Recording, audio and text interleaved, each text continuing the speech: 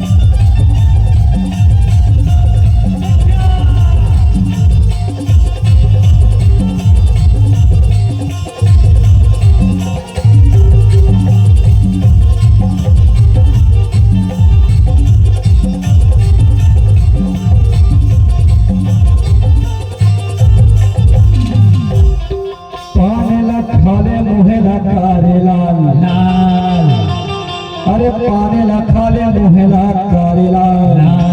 ज्यादा माया धन बढ़ावे हो जाही जीव के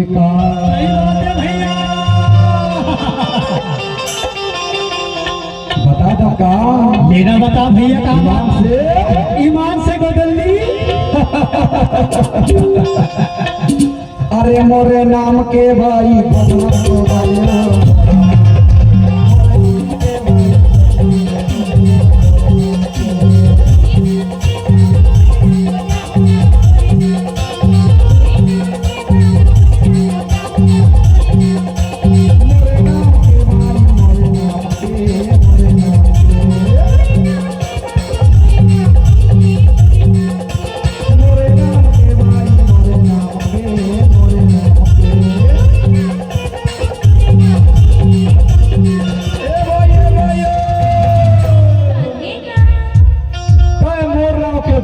डाले बिना तब तक खाए जा रही है वो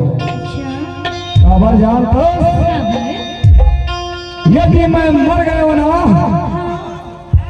यदि मैं मर गया हो ना तब मोर के बैंक खाता में 5 लाख रुपया जमा हो सब पैसा हर नाम चल रही हो एक तला कहा तब तक फायदा बराबर हो एक तला कहा था ना मोरे नाम के भाई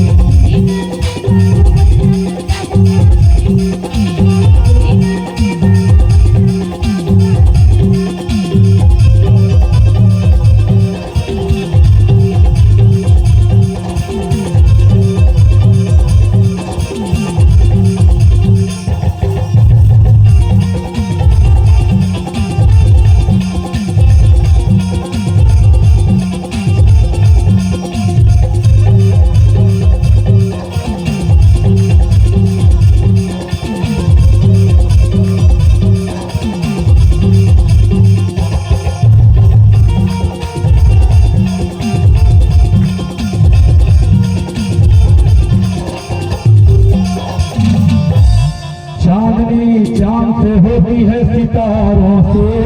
नहीं चांदनी चांद से होती है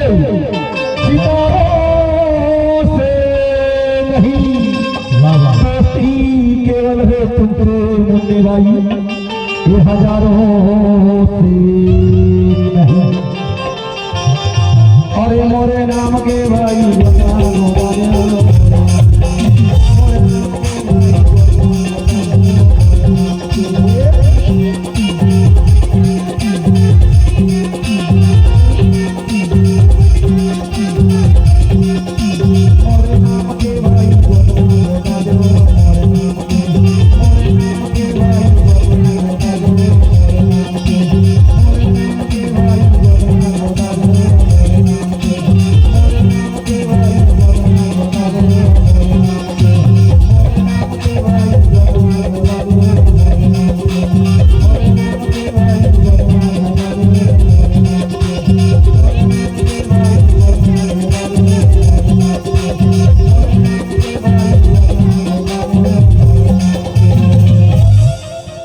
लीजिए दर्शक बंधु,